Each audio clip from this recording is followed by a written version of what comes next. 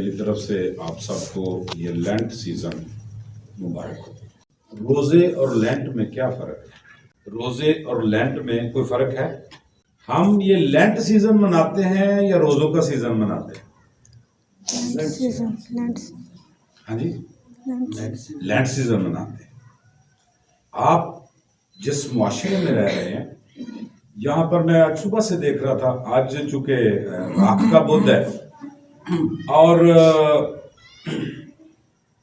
ہم اس کو عموماً روزوں کا پہلا دن کہتے ہیں اردو میں، لیکن جب ہم انگریزی کی بات کرتے ہیں تو وہاں پر لینٹ سیزن ہوتا ہے۔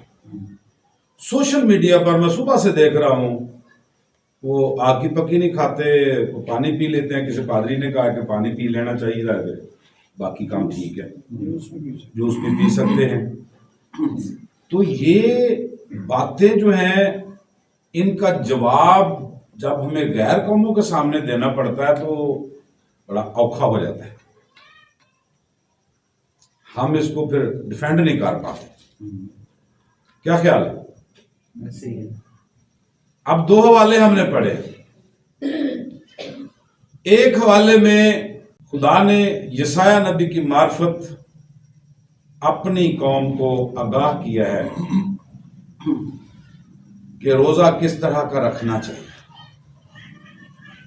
عہد جدید میں بھی روزے کا حکم نہیں ہے، لیکن روزے شاگردوں نے رکھے۔ کسی کو مخصوص کرنے سے پہلے، کسی کو خدمت کے لیے بھیجنے سے پہلے، اور تقریباً بہت سارے ایونٹ پر جو خدمت کے لیے کیے جاتے تھے، روزہ رکھ کر دعا کر کے رہنمائی لی جاتی تھی۔ ٹھیک ہے؟ عہد عتیق میں جو روزے کا حکم ہے وہ ایک ہی روزہ ہے، ایک ہی روزہ پورے سال میں، ایک روزہ۔ پھر بعد میں اور روزے انکلوڈ ہوئے، جیسے آستر والا روزہ، ہاں جی، پھر عید تجدید۔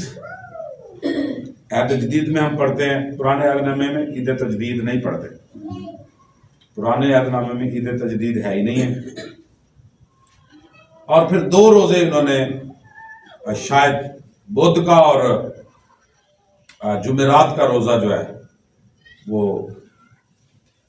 انکلوڈ کیا، شامل کیا فقیہوں نے، فریسیوں نے، کیونکہ اس دن منڈی لگتی تھی اور پھر منڈی پہ روزے رکھ کر جاتے تھے، سر میں خاک واک ڈال کے، اور جا کے پھر سارے دستے تھے مینوں لوگ روزہ لگائے تے مینوں اج چھیڑنا نہیں۔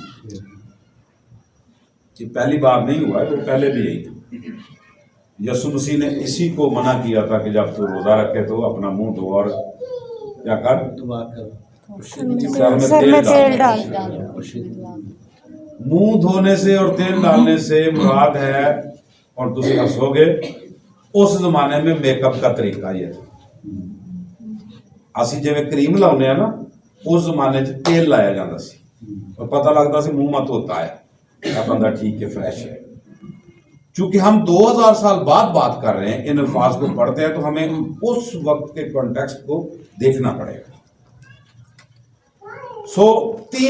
تین باتیں آج میں کروں گا۔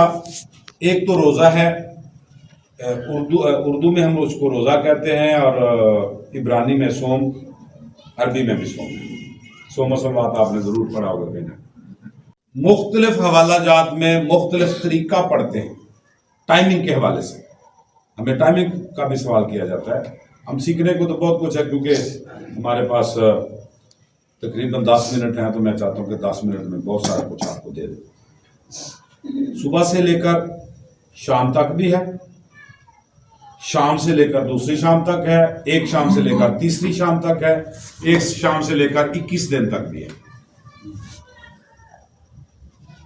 حزقیل کو پڑھے تو ایک شام سے 21۔ اب ان تینوں روزوں میں جو پہلے دو ہیں ان میں تو مکمل روزہ ہے، لیکن 21 دن والے میں مکمل روزہ نہیں ہے۔ 21 دن والا پڑھیں، حزقیل کو پڑھیں تو حزقیل کہتا ہے کہ میرے منہ میں اچھی خوراک نہیں گئی، اچھی خوراک نہیں گئی، میں نہیں گئی۔ اس کا مطلب ہے کہ وہ کچھ نہ کچھ کھاتا پیتا تھا، اسی لیے 21 دن نکالے۔ یسوع مسیح کے 40 دن کو ہم دیکھیں تو وہاں پر لکھا ہے کہ اس نے کچھ نہ کھایا، پیے کا کوئی تصور موجود نہیں۔ یہاں پر علماء کے درمیان میں اختلاف ہے، کیونکہ ایک عام انسان، ہم دعویٰ کرتے ہیں کہ یسوع مسیح کامل انسان ہے، اگر وہ کامل انسان ہے تو کامل انسان بغیر پانی کے 40 دن زندہ نہیں رہ سکتا۔ بے شک عہد عتیق میں 2 واقعات ایسے ہیں کہ کچھ نہیں کھایا، ایک ایلیا اور ایک موسیٰ۔ موسیٰ خدا کے قدموں میں اوندا منہ 40 دن پڑا رہا، لیکن یہ بھی دیکھیں کہ وہ خدا کے قدموں میں پڑا تھا، وہاں پر کوئی اور چیز نہیں تھی، اور جب وہ پہاڑ سے اترا ہے تو اس کا منہ بھی کوئی نہیں دیکھ سکتا تھا، اس نے نقاب کر لیا تھا کیونکہ لوگ اس کا منہ ہی دیکھ کر گر جاتے تھے۔ ایلیا کو حکم ہوا کہ یہ پانی پی لے اور کھانا کھا لے، اور پھر 40 دن تک وہ چلتا رہا، اور پھر جا کر اس نے نالے سے پانی پیا۔ لیکن عہد جدید میں ایسا کوئی بھی ایویڈنس موجود نہیں ہے۔ یسوع مسیح کے بارے میں جو تحریر ہے وہ ہے کہ اس نے کچھ نہ کھایا، اور جب آزمائش آئی تو آزمائش میں بھی کھانے کا ہی ذکر ہے، پینے کا ذکر نہیں۔ اس لیے پہلی بات کہ روزے کا جو تصور موجود ہے عہد جدید میں بھی اور عہد عتیق میں بھی، اس کو کنفرم کر لیں کہ نہ کچھ کھانا اور نہ کچھ پینا۔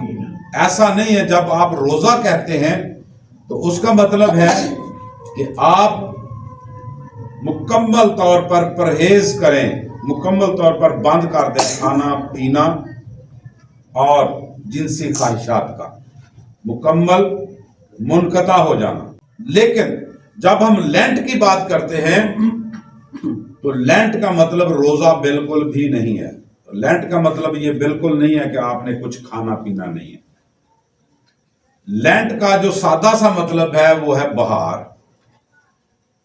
کیا؟ ہن بہار دا موسم آ رہا ہے نا، تو کی یہ ہوئے گا بہار؟ ہم کیوں کہتے ہیں بہار کے موسم کو کیوں پسند کرتے ہیں؟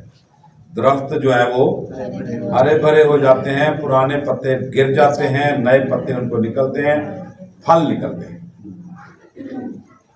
لینٹ کا جو دورانیہ مقرر کیا گیا ہے، بے شک یسوع مسیح کے ان 40 دن کے دکھوں کو کے تناظر میں مقرر کیا گیا ہے۔ بہت ساری کلیسیاؤں میں آج بھی آپ دودھ، مکھن، بیکری کی کوئی چیز نہیں کھا سکتے، یعنی جو جس میں دودھ یا مکھن کی ملاوٹ ہو۔ میں آج یعنی کہ پاکستان میں بھی آج سے 20-30 سال پہلے لینٹ سیزن میں گوشت پکنا بند ہو جاتا تھا، اب پکتا ہے۔ لوگ صرف دال کھاتے تھے، سبزی بھی نہیں کھاتے تھے، اور دال بھی مسور کی، کوشش کی جاتی تھی کہ مسور کی دال پکے اور سادہ خوراک کھائی جاتی۔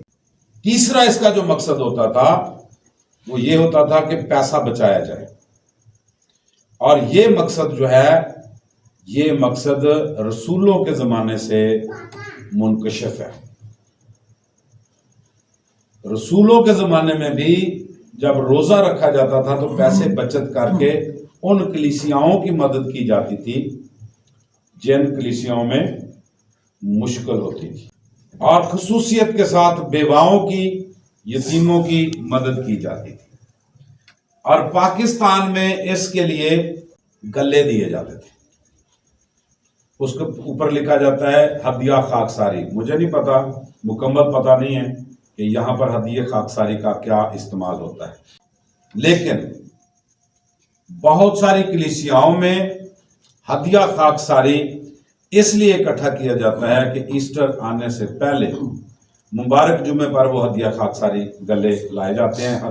مبارک جمعے پر چندہ نہیں اٹھایا جاتا، ٹیبل رکھ دی جاتی ہے، اس کے اوپر گلہ رکھ دیا جاتا ہے، گلے لا کے رکھتے ہیں، اور پھر ان گلوں کو کاؤنٹ کر کے، پیسے کاؤنٹ کر کے ایسٹر سے پہلے، یعنی ہفتے والا دن جو ہوتا ہے نا، وہ ذرا ہماری چھٹی ہوتی ہے، تو اس دن بیواؤں کو، یتیموں کو، جو بھی ضرورت مند ہیں، سب سے زیادہ ضرورت لیکن دیکھا جاتا ہے کہ جو سب سے زیادہ ضرورت مند ہے ان میں تقسیم کر دیا جائے، راشن کی صورت میں یا کوئی بھی گفٹ لے کر یا کسی بھی طرح سے ان کو کمپنسیٹ کیا جا سکتا ہے۔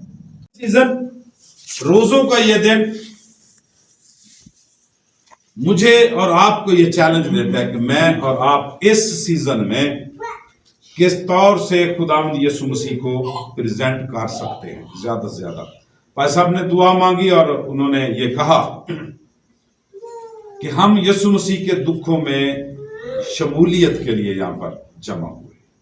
تو دکھوں میں شمولیت کا مطلب یہ ہے کہ ہم یہ محسوس کریں کہ ہماری نجات کے لیے یسوع مسیح نے کیا کچھ سہا اور ہمیں وہ چیز عطا کی جو ہم کسی بھی صورت میں مر کر بھی حاصل نہیں کر سکتے تھے۔ اسی مر جاندے نا، اسی سلیب چڑھ جاندے، پھر ساڈا کھ نہیں سی بننا۔ وہ یسوع سلیب چڑھیا تو ساڈا کچھ بنے۔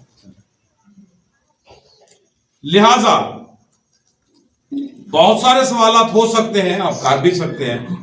آج کے دن کے لیے یہی کافی ہے۔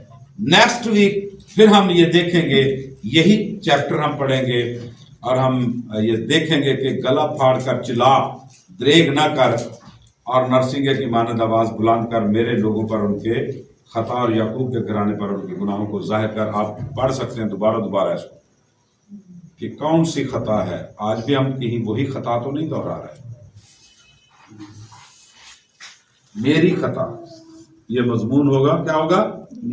میری خطا۔ سو ضرور لکھیں۔ آئیے ہم خداوند سے التماس کریں کہ خداوند ہمیں یسوع مسیح کا تشخص ظاہر کرنے کی توفیق دے۔ آپ میں سے جس کسی کو بھی خدا کا روح ہدایت کرتا ہے، دعا میں رہنمائی کریں۔